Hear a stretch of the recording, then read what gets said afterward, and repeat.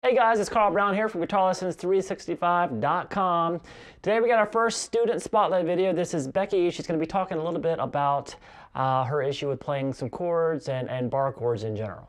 With the bar chord, so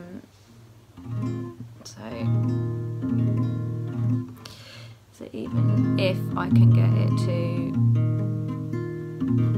ring out even slightly, okay? When I'm adding the other fingers, it's just not happening and it sounds awful. Okay, so I've actually already spoken with Becki quite a bit through email because she's a member of she just joined the Guitar Lessons 365 Academy there. And she's a beginner guitarist and she had questions about playing chords and bar chords especially, and the trouble that she's having with them. So I suggested doing this, so she did. So it's great, the first student spotlight video. So make sure you guys get your videos in too. Just click subscribe.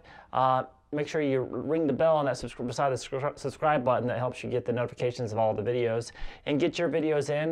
You can just do it, submit it at guitarlessons365.com, the little student spotlight section. Upload your video and ask your question too.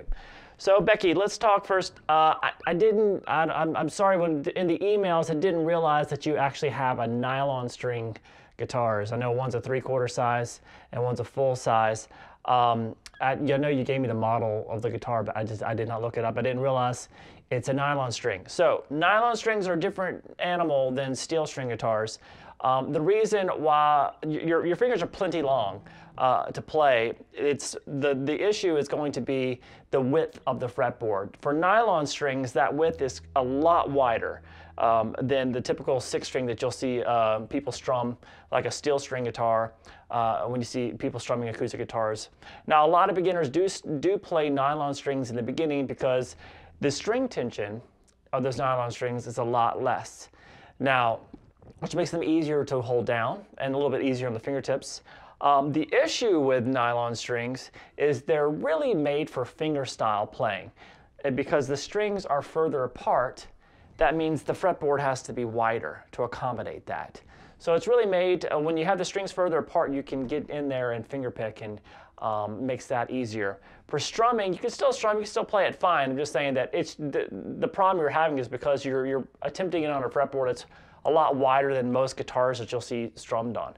So in any case, if you want to talk about the hand position, especially for these bar chords, there's a few things that you can work on to kind of build up to get the proper form to play a bar chord. So let me just take you through it first. The number one thing is don't worry about the bar. Worry about the bar last. Get the rest of the chord very comfortable and in a proper position, and then it's pretty easy to lay the bar down. So you'll see this if you went through some of the beginner lessons in the Academy yet. I know you're brand new in the Academy. I go through some of this, but I'll just, you want to hold, if you know an E major chord, which I'm sure you do, instead of playing it with the typical fingers, play it with these 3 fingers. So you have your second finger playing that first fret on the G, the pinky is going to play the second fret on the D, and then the second fret on the A string is with your ring finger. So that's just an E major chord there.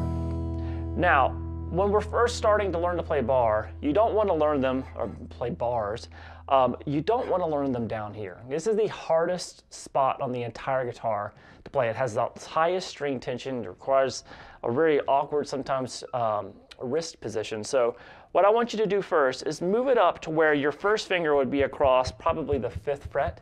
It's kind of a good middle ground on the guitar where the frets aren't too small, they're not too big. So we have that here, and we still have that E major shape. So I basically move this to where my middle finger there is on the 1st fret, move it up to where it's at the 6th fret, and take the rest of that shape with it. Now, we're focusing on these fingers. You see how they're going straight up, and they're not like the position when we're doing open chords where you can kind of move your thumb across, which is fine. But when you get up here, when you're doing bar chords, your thumb position that you show is pretty good in the video. I know I kind of edited that out, but I'll show you what I'm doing with my thumb here. But first, what I want you to do is get these and make them point upwards to the ceiling. Now, try to make it so your wrist is relatively straight and you've got some some space between the inside of your palm and the bottom of the fretboard. All right, now let's take a look at my thumb. If I take this off the guitar and just move it up, my thumb is not straight up. It's kind of angled slightly backwards. Now, this is one thing, it really depends on your thumb. You need to listen to what, usually when I lay the bar down, my thumb is pretty much directly behind the bar, supporting that bar. Depending on how your thumb is, how long it is, you could alter it a little bit. Thing is it doesn't have to be perfectly straight up. It can be relaxed and angled slightly back. Just try to feel tension. If you feel tension here, just adjust where you put it in there. Adjust the angle of it. If it's straight up, it might cause some tension. Just relax it back a little bit, and it might fall behind the index finger. And the middle of the neck is about where you want to be. You had it pretty good already. So when I have that thumb position and I have these fingers, then it's just a case of working on laying down the bar with as little tension as possible. The power comes from this knuckle, not the finger itself. And when you come down onto the string, you're not in the middle of the finger. You're kind of between the edge, the side of your finger, and the middle. So it's kind of right in here. Now, as you do it, you'll build up a little callus right here. The tougher the skin, the easier it actually is to push the string down. So it requires less tension in your finger, the more calloused your finger gets. It's not that you can't tell it's callous unless you feel it, but so that makes it a lot easier to play. It only makes it less painful, but it actually makes you press the string a lot lighter. So you want to practice now just playing the bar, keeping these fingers here, relaxing the bar, take it off the strings, and then do it again. And try to focus on the big knuckle. The power comes from there. All right, and as soon as you can play it there, move it down a fret. Don't worry about if it sounds in tune. And then,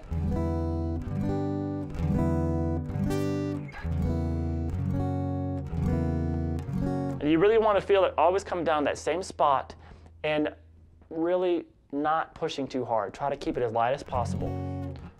And if you're not reaching something, just kind of adjust. But make sure your wrist doesn't start bowing out like this. So try to keep it normal and adjust your thumb so you're not having to. If you keep a straight thumb, that's going to make you bend your wrist. If you let your thumb kind of angle back a little bit, just lay back, your wrist will straighten up, especially as you're getting down to this part of the fretboard.